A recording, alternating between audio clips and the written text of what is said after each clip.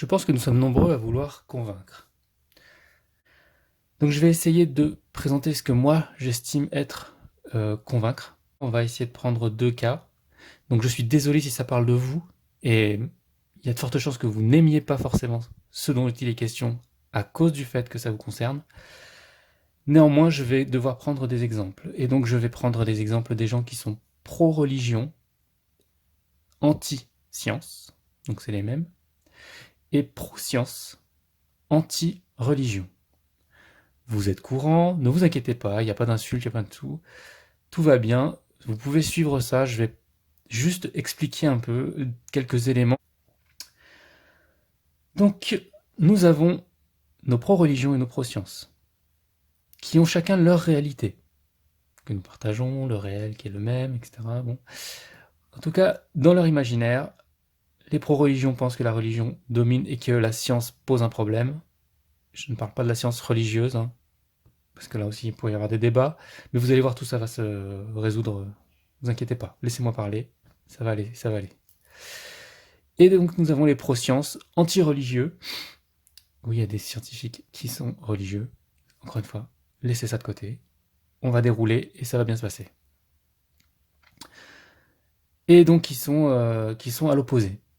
Ces deux mondes ont du mal à partager ensemble, ils ont beaucoup de problèmes pour discuter, et très vite on entre au conflit parce que les réalités qu'ils voient, qu'ils côtoient, qu'ils vivent sont différentes. Dans un premier temps, les pro-religieux ne veulent pas entendre parler des pro-sciences, les pro-sciences ne veulent pas entendre parler des pro-religieux.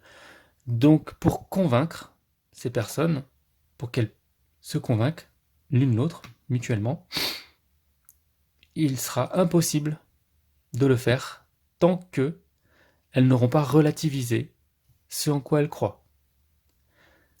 Plus elles sont arc-boutées sur leur position, moins il sera possible de faire quoi que ce soit.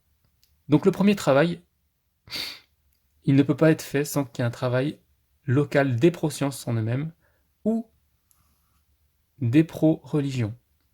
Ce qui veut dire que soit il faut se faire passer pour un pro-science quand on est pro-religieux, soit il faut se faire passer pour un pro-religion quand on est un pro-science. En comprenant et en connaissant parfaitement leur façon de penser, leur argumentaire et leur construction idéologique. Je donne qu'un seul exemple. Pour relativiser, les pro-religions, souvent ils vont être associés à une seule religion, ils vont dire que la religion c'est mieux, etc. Mais dans la religion, tout ne les intéresse pas. Inversement, en science, il va falloir qu'ils se mettent d'accord parce que la science, elle n'est pas récente et que même au sein de la science, il y a eu des évolutions. C'est pas parce qu'en fait, un scientifique avait une vision du monde particulière que les scientifiques qui se sont basés sur sa vision et qui l'ont corrigée ont fait que ce n'était pas un scientifique. Donc la science aussi, elle se relativise en fonction du temps, etc. Donc il y a diverses méthodes, diverses écoles, divers ensembles qu'il faut prendre en considération et se dire que rien n'est totalement fiable et qu'on est moins dans une notion absolutiste que dans une notion où il va falloir négocier, discuter au sein de notre croyance.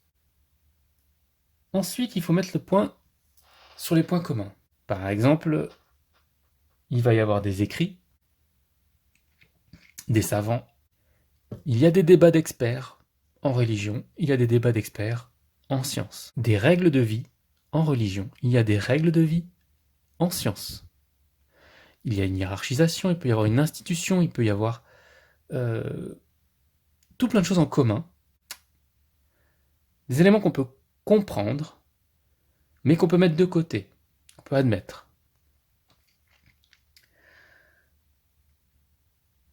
Nous allons ensuite pouvoir les mettre à l'opposé et se dire, mais alors dans ce cas, qu'est-ce qui les oppose?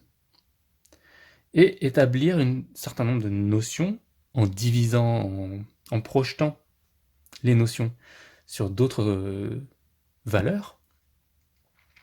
Nous avons par exemple les religieux qui sont plutôt dans une réforme on a envie de retourner à la source des textes, etc. Et on en a dans la science, on est plutôt dans le progrès, c'est-à-dire aller vers l'avant, avoir des nouvelles choses, des nouveautés, etc. Donc, c'est quelque chose qui les oppose plutôt. On va avoir une notion de celle qui est plus âgée, plus authentique, donc c'est peut-être ça le âgé, la plus authentique, alors qu'en science, on va être plutôt dans une notion, c'est la plus récente, qui est la plus progressiste, de toute façon, celle qui va nous apporter le plus de réalité, en tout cas. Donc là aussi, on a une notion qui va s'opposer.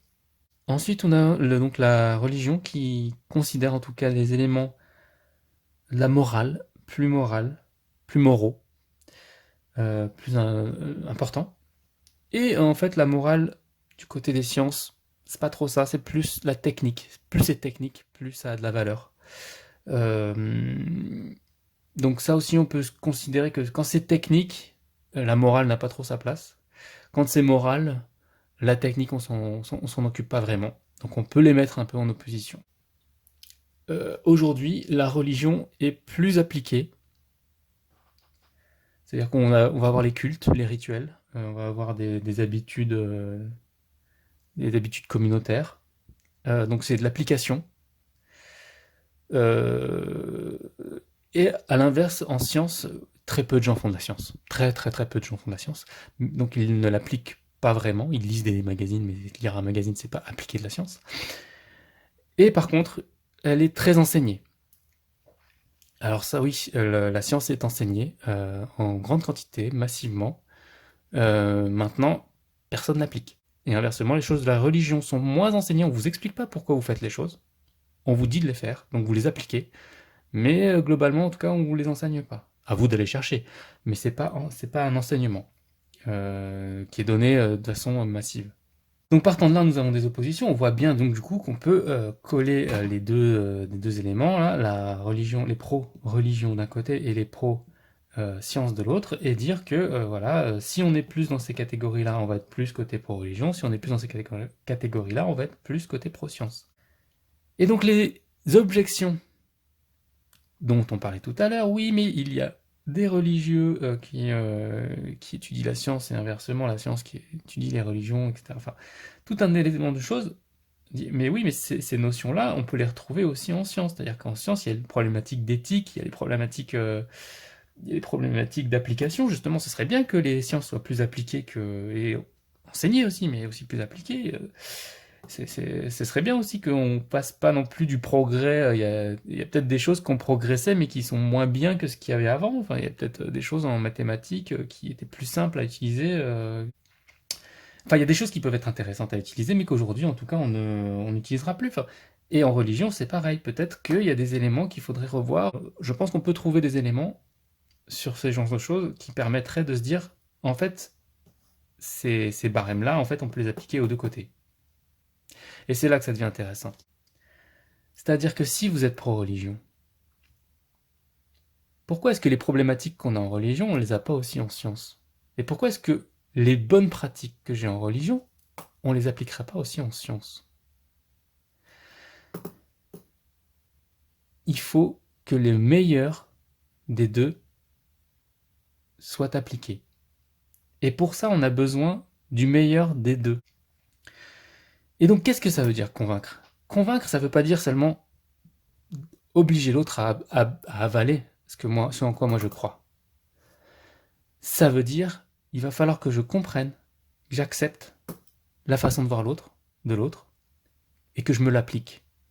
Pour que l'autre prenne le meilleur de ce que je peux comprendre moi aussi, et qu'il se l'applique. Convaincre, c'est vaincre ensemble.